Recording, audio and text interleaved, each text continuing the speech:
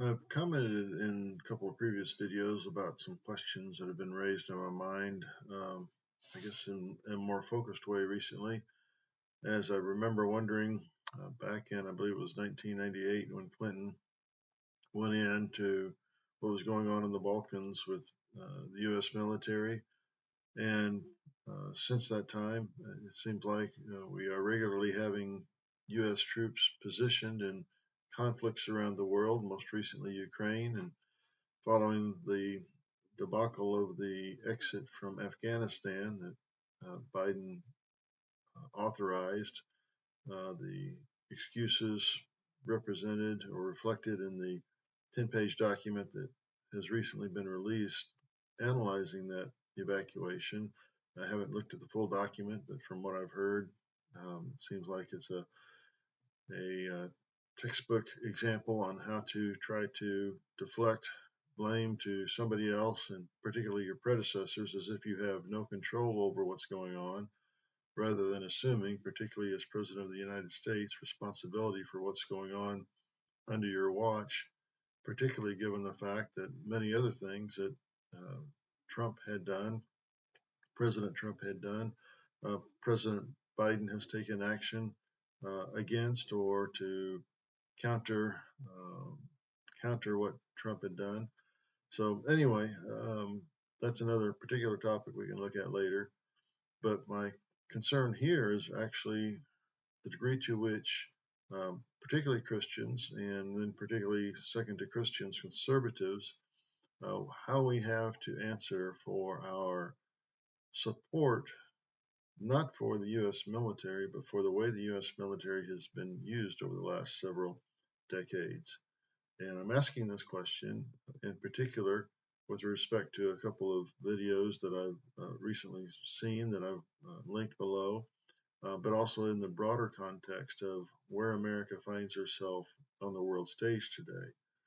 I think it's in no uh, small, what am I trying to say here, no small amount of blame to be laid at the feet of Biden and his administration and what's going on the world stage, our position in the world today vis-a-vis over the last few decades when we were the sole superpower.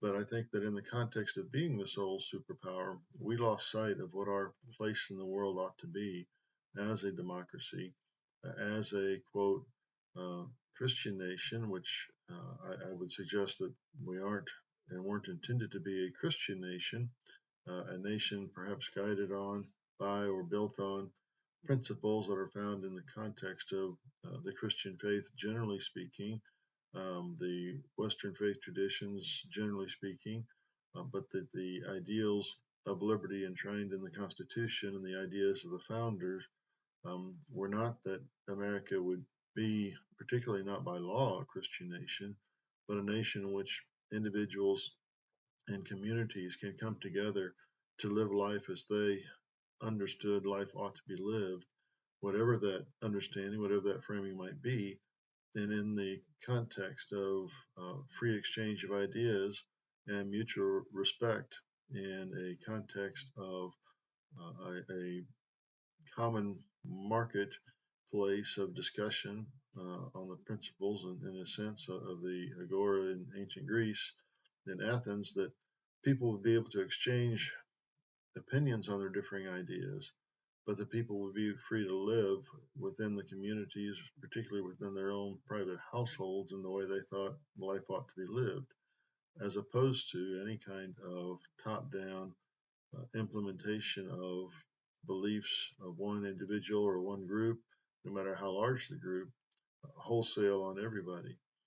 And the flip side of that being that I don't think there's any um, obligation on the part of the federal government or any government necessarily in the context, I want to say any government in the political structure of the U.S., the local government, state, federal government.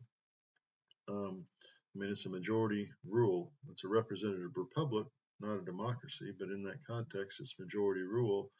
And so while the rights of all individuals ought to be protected, there oughtn't be any um, primary or emphasis or special place given to any particular group or idea, set of ideas, again, other than those approved by the majority. The degree to which the majority decreases in a time period compared to the past or increases compared to the past, there might be greater influence or less influence of any particular set of ideas. But overall, at the federal level, there ought to be minimal intervention. And even at the state level, I would suggest there ought to be minimal intervention in lower levels of government as people organize in communities of like minded individuals or in communities of diverse individuals who simply agree to disagree and carry on with life and share in the mutual benefits that we can all bring to the table as we uh, pursue our own interest. And in the context of pursuing our own interest, help others realize their interest, even if we disagree on many things, even many fundamental things. But we've lost sight of how that structure ought to be realized not only in America, but in the context of America's place in the world. And I think that as America appears to be on the verge of losing her position in the world, and as the world faces a major reshuffling of powers, both economic and political, and in many senses, I would suggest moral. Not that I think there are a lot of other nations or organizations on the world stage that are more moral than the United States, but I would say that how the U.S. has carried herself and what she has done in the recent decades has caused America to fall off of a moral pedestal that perhaps many of us had hoped she was founded on, but the foundations have crumbled beneath our feet. So, anyway, just want in this context and in this moment to point out some videos, some discussions that I found helpful to think about some things over the last few days, both with respect to how America is viewed on the world stage and how things are shifting and how and suggest that we, in fact, are more responsible than any other entity on earth for bringing that shift about in a negative way for America. And I would suggest ultimately for the world as a byproduct of our failure to act responsibly in the period in which we were, in fact, the sole superpower on the world stage. Look forward to hearing your comments and point out things that I missed or overlooked that we need to look into further. Thank you all very much. Bye bye. Thank you for taking the time to review the video. I appreciate your interest and I look forward to hearing back from you.